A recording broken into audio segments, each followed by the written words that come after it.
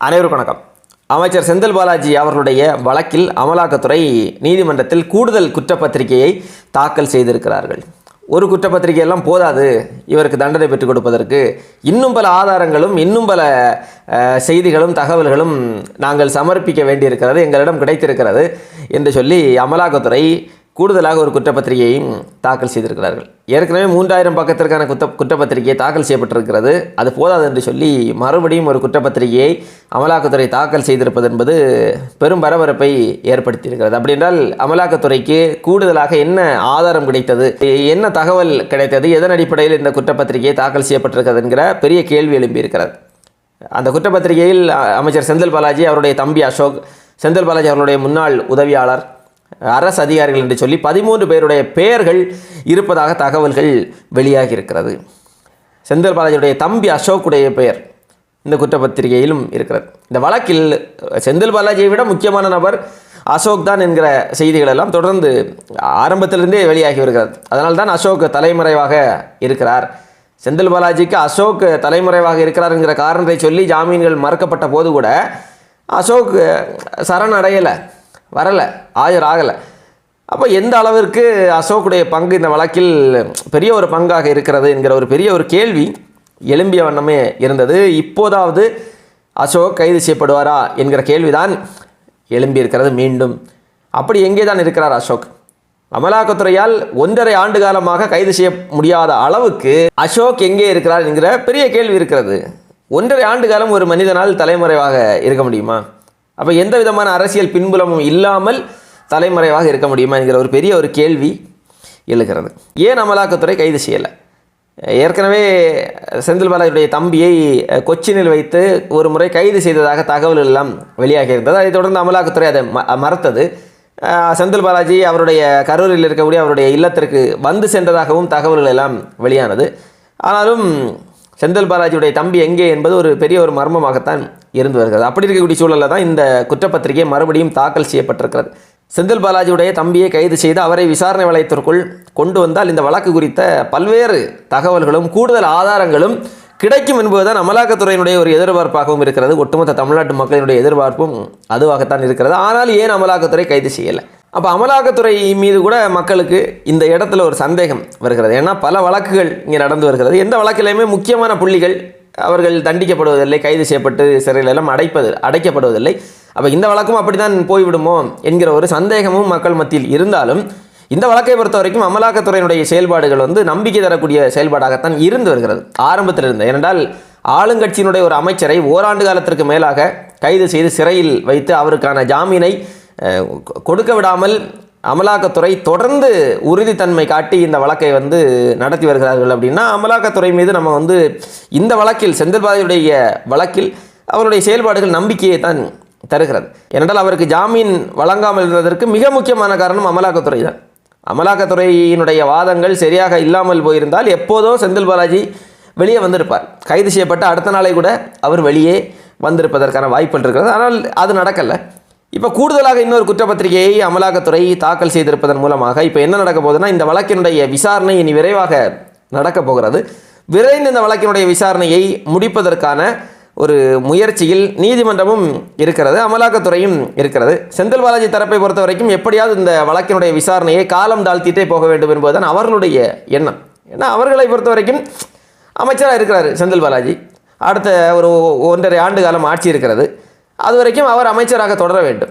அப்போ இந்த வழக்கை காலம் தாழ்த்திட்டே செல்ல வேண்டும். செந்தில் பாலாஜி சிறையில் இருந்தபோது எப்படியாவது செந்தில் பாலாஜியை வெளியே கொண்டு வந்து விட வேண்டும் என்பதற்காக தீவிரமாக இந்த வழக்கில் செந்தில் பாலாஜி தரப்பு ஒரு தீவிரம் காட்டியது. ஆனால் இப்போது அப்படி இல்லை.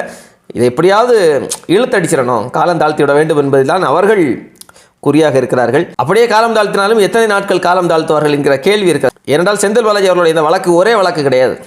இங்கே போக்குவரத்து ஊழியர்களுக்கு வேலை வாங்கி கொடுப்பதற்கு, இடமாற்றம் கொடுப்பதற்கு லஞ்சம் வாங்கினார் என்பதுதான் அவர் மீதான குற்றச்சாட்டு. அது குறித்து ஒரு வழக்கு பதிவு செய்யப்பட்டிருக்கிறது. அந்த வழக்கின் அடிப்படையில் சட்டவிரோதமான பண பரிவர்த்தனை நடந்திருப்பதாக அமலாக்கத்துறை ஒரு வழக்கை பதிவு செய்திருக்கிறது. இப்போ இந்த 2 வழக்கு இருக்கிறது. இதை தாண்டி கூடுதலாக இன்னொரு வழக்கும் செந்தில் பாலாஜி மீது பதிவு செய்ய வேண்டும் என்கிற உத்தரவை நீதிமன்றம் பிறப்பித்திருந்தது. ஊழல் தடுப்பு சட்டத்தின் கீழ் செந்தில் பாலாஜி மீது நடவடிக்கை எடுங்கள் என்று சொல்லி அது தமிழ்நாடு அரசு இப்போது வரைக்கும் அந்த நடவடிக்கை எடுத்ததாக தெரியலை. அதை காலம் தாழ்த்திட்டே வந்தாங்க. அதற்கு அவர்கள் சொன்ன காரணம் என்னென்னா, ஆளுநருடைய ஒப்புதல் பெற்ற பின்புதான் வழக்கு பதிவு செய்ய முடியும், இது சார்ந்த கோப்புகள் எல்லாம் ஆளுநரிடம் இருக்கிறது, ஆளுநர் தான் காலம் தாழ்த்தி கொண்டிருக்கிறார் என்கிற வாதத்தை நீதிமன்றத்தில் வச்சாங்க. அப்போ நீதிமன்றம் விரைவில் ஆளுநரிடமிருந்து ஒப்புதல் வாங்கி வழக்கை பதிவு செய்யுங்கள் என்று சொன்னதோடு மட்டுமல்லாமல் அந்த கோப்புகளை எல்லாம் நீங்கள் எங்களிடம் சமர்ப்பியுங்கள் என்றெல்லாம் உத்தரவிட்டிருந்தது. அதைத் தொடர்ந்து ஆளுநர் அனுமதித்து விட்டார். அரசு உடனடியாக செந்தில் பாலாஜி மீது வழக்கு பதிவு செய்து விசாரணை ஆரம்பிக்கும் என்றெல்லாம் அரசு தரப்பில் சொன்னார்கள். ஆனால் இப்போது வரைக்கும் செந்தில் பாலாஜி மீது ஊழல் தடுப்பு சட்டத்தின் கீழ் வழக்கு பதிவு செய்தது குறித்த செய்திகள் எதுவுமே வரல. அப்போ அதையும் காலம் தாழ்த்தி கொண்டிருப்பதாகத்தான் நமக்கு நம்மால் புரிந்து கொள்ள முடிகிறது. நீதிமன்றத்தை பொறுத்த வரைக்கும் நீதிமன்றம் ஆரம்பத்திலிருந்தே இந்த வழக்கில் செந்தில் பாலாஜி மீது ஒரு சந்தேக பார்வையோடு தான் இருந்து வருகிறது. ஏனென்றால் அமலாக்கத்துறை வைத்த வாதங்கள், அதைத் தொடர்ந்து செந்தில் பாலாஜியினுடைய ஜாமீன் மனு, அந்த ஜாமீன் மனுவின் விசாரணை வருகிற போது அங்கே போய் செந்தில் பாலாஜி அமைச்சராக எல்லாம் இல்லை என்று சொல்லி ஜாமீனை வாங்கினார்கள். அதற்கு காரணமே நீதிமன்றம் கண்டித்தது, கேள்வியெல்லாம் எழுப்பியது. எப்படி நீங்கள் ஒரு ஊழல் வழக்கில் சிக்கி சிறையில் இருக்கக்கூடிய ஒரு நபரை எப்படி நீங்கள் அமைச்சரவையில் வைத்திருப்பீர்கள் என்று கடுமையாக நீதிமன்றம் எச்சரித்தது. அதைத் தொடர்ந்து இவர்கள் இல்லை அவர் இலாகா இல்லாத அமைச்சராகத்தான் இருக்கிறார் என்றெல்லாம் சொன்னார்கள். இலாகா இல்லாத அமைச்சராக இருந்தாலும் எப்படி ஒரு அமைச்சராக அவர் தொடர முடியும் என்கிற கேள்வியை கடுமையாக எழுப்பி கடும் அதிருப்தியை நீதிமன்றம் தெரிவித்தது. செந்தில் பாலாஜி ஒரு செல்வாக்கான ஒரு அமைச்சர், அவரை வெளியே விட்டால் இந்த வழக்கினுடைய தன்மை பாதிப்படையும் என்றெல்லாம் அமலாக்கத்துறை வாதத்தெல்லாம் வைத்தது. அதை தொடர்ந்து என்ன பண்ணாங்கன்னா, அவரை அமைச்சரவையிலிருந்து நீக்கிவிட்டு அதை ஒரு காரணமாக சொல்லி செந்தில் பாலாஜிக்கு ஜாமீனை எல்லாம் வாங்கினார்கள். ஜாமீனை வாங்கி வெளியே வந்தவங்க உடனடியாக செந்தில் பாலாஜியை அமைச்சரவையில் மறுபடியும் இணைத்தார்கள். ஏற்கனவே அவர் எந்த இலாகா அவருக்கு கொடுக்கப்பட்டதோ அதே இலாகா மறுபடியும் அவருக்கு ஒதுக்கப்பட்டது. இதையெல்லாம் சுட்டிக்காட்டி செந்தில் பாலாஜியுடைய ஜாமீனையே ரத்து செய்ய வேண்டும் என்கிற ஒரு மனு தாக்கல் செய்யப்பட்டிருந்தது. அதனுடைய விசாரணையின் போது கூட நீதிமன்றம் தன்னுடைய கடுமையான அதிருப்தியை செந்தில் பாலாஜி வழக்கில் காட்டியது. அவர் விடுதலையானதும் உடனடியாக எப்படி நீங்கள் அவர் அமைச்சரவையில் இணைத்து அவரை அமைச்சராக்குவீர்கள் நீங்கள்? அப்போ இது சாதாரணமான விஷயம் இல்லை, அப்போ இதற்கு பல காரணங்கள் இருக்கலாம் என்று சொல்லி வேறு யாரையாவது குற்றவாளி ஆக்குவதற்கான முயற்சிகள் இருக்கிறதா என்கிற ரீதியிலெல்லாம் நீதிமன்றம் சந்தேக கேள்வியை எழுப்பியிருந்தது. அமலாக்கத்துறையும் அதைத்தான் சொல்லியது. அவர் சாதாரண மனுஷனே இல்லை, அவர் சிறையில் இருந்தபோதே இலாகா இல்லாத அமைச்சராக அவரால் தொடர முடிந்தது என்றால் எந்த அளவிற்கு அவர் செல்வாக்கான ஒரு நபராக இருக்கிறார் என்பதை கவனிக்க வேண்டும் என்று நீதிமன்றத்தில் அமலாக்கத்துறை சொல்லியதை தாண்டி செந்தில் பாலாஜி வெளியே வந்ததற்கு பிறகு இந்த வழக்கு விசாரணையினுடைய தன்மை மாறி இருக்கிறது, பாதிப்படைந்திருக்கிறது இந்த வழக்கினுடைய விசாரணை என்று அமலாக்கத்துறை தரப்பு ஒரு வாதத்தை வைத்திருக்கிறார்கள். இப்போ நமக்கு என்ன கேள்வி எழுது அப்படின்னா, அமலாக்கத்துறை கூடுதல் குற்றப்பத்திரிகையை தாக்கல் செய்திருக்கிறார்கள் இல்லையா? ஒருவேளை அமலாக்கத்துறையினுடைய இந்த கூடுதல் குற்றப்பத்திரிகையில் செந்தில் பாலாஜி வெளியே வந்ததற்கு பிறகு அந்த வழக்கினுடைய தன்மை மாறியது குறித்த ஆதாரங்கள், சாட்சிகள் ஏதாவது அந்த குற்றப்பத்திரிகையில் தாக்கல் செய்யப்பட்டிருக்குமா என்கிற ரீதியிலும் நம்ம பார்க்க வேண்டியிருக்கிறது. அதற்கான வாய்ப்புகள் இருக்கலாம். ஏன்னா அமலாக்கத்துறை செந்தில் பாலாஜியால் இந்த வழக்கினுடைய தன்மை மாறலாம் என்று சொல்லவில்லை, அவர் வெளியே வந்ததற்கு பிறகு மாறிவிட்டது என்று சொல்லியிருக்கிறார்கள். அப்போ எப்படி அது மாறியது? அதில் சம்பந்தப்பட்டிருக்கக்கூடிய நபர்கள் யார்? அந்த 13 பேரில் அதில் ஏதாவது நபர் இருக்கிறாரா? இல்லை கூடுதலாக அமலாக்கத்துறை வசம் இந்த வழக்கு சார்ந்து ஏதாவது ஆதாரங்கள் சிக்கியிருக்கிறதா என்பதெல்லாம் இந்த வழக்கினுடைய விசாரணை வருகிற போது தான் தெரியும். எது எப்படியோ செந்தில் பாலாஜியினுடைய இந்த வழக்கில் கூடுதல் குற்றப்பத்திரிகை தாக்கல் செய்திருப்பது என்பது செந்தில் பாலாஜி மீதான பிடியை அமலாக்கத்துறை இறுக்கி இருப்பதாகத்தான் நம்மால் அதை புரிந்து கொள்ள முடிகிறது. செந்தில் பாலாஜிக்கு மட்டும்தான் இந்த கூடுதல் குற்றப்பத்திரிகை என்று கேட்டால் திமுக நாடாளுமன்ற உறுப்பினர் ராசா அவர்களுடைய ஒரு வழக்கிலும் அமலாக்கத்துறை கூடுதல் குற்றப்பத்திரிகை தாக்கல் செய்ய வேண்டும் என்று சொல்லி நீதிமன்றத்திடம் கேட்டிருந்தது.